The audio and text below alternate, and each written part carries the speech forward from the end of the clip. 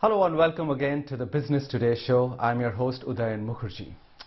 My guest today on the show is India's richest woman. She also happens to be the daughter of one of the pioneers of the Indian IT sector. But that would be an unfair way to introduce her because she's very much her own person and happens to be the first chairperson of a listed Indian IT company.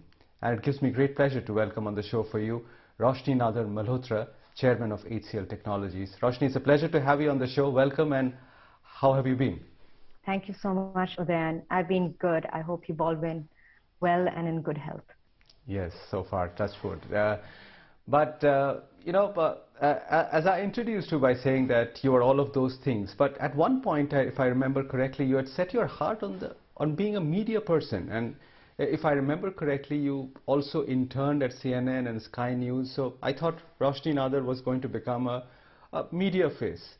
What happened in the course of events? I mean, did your father take you aside one day and say, Roshni, all this is fine, but who's going to manage this multi-billion-dollar enterprise? So is that how and when you decided to change course? Well, I would have to say, at least my media journey started with CNBC in Delhi as an intern.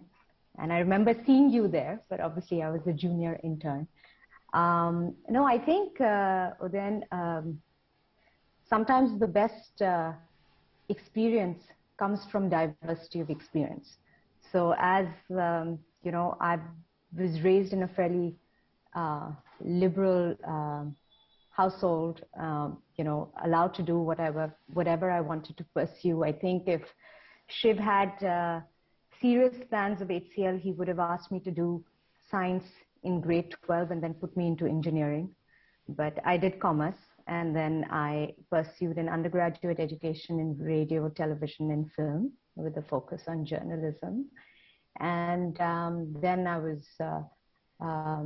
had interned with CNBC in Delhi one summer. I had interned with CNN, and then I worked at Sky News in London for about a year and a half. And I think the only conversation we did have, which was a very interesting conversation, he said that even if you'd like to at one time have a media empire, you still have to know the ins and outs of business. So please go and do business school.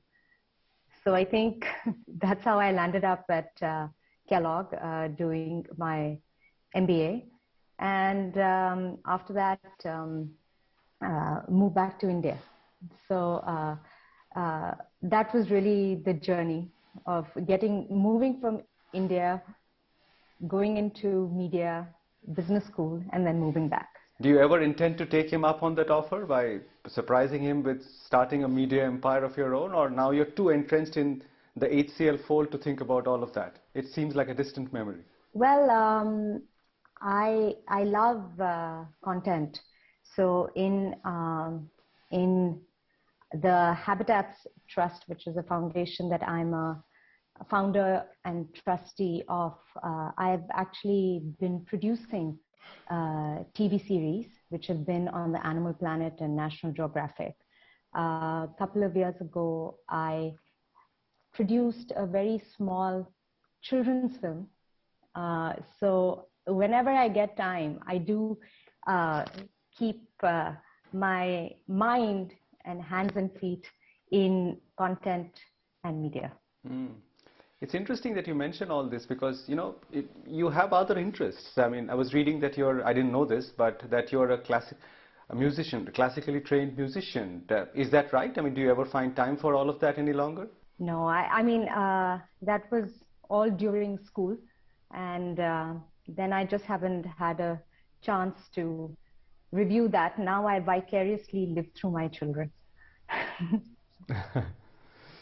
Tell me, how is it being Shiv Nadar's daughter? I mean, it's an inevitable question. I mean, you can't get away from it. Of course, you've built your own life. You're now at the helm. You're the chairperson of the group. But, he must be a larger-than-life figure in your life and career. And those are big boots to fill because he's such a pioneer in the sector. How do you feel about being his daughter? Does it weigh you down? Is it an inspiration? What would you say? I think it's a privilege. there's no way to fill a person like that's shoes. So I prefer to say that I stand on his shoulders. And it's an honor to be able to do so. I think what's been, Udayan, tremendous is if you just remove, you can't remove, but if that he's a great teacher. And he's been a great teacher his entire career. HCL is not just been built by him, but the brilliant people that he surrounded himself with, and so many that have learned along the way, including myself. He stepped off the role of being an active CEO almost 20 years ago. Since then, HCL has had multiple CEOs who have all also been his students, because they all started their careers in HCL.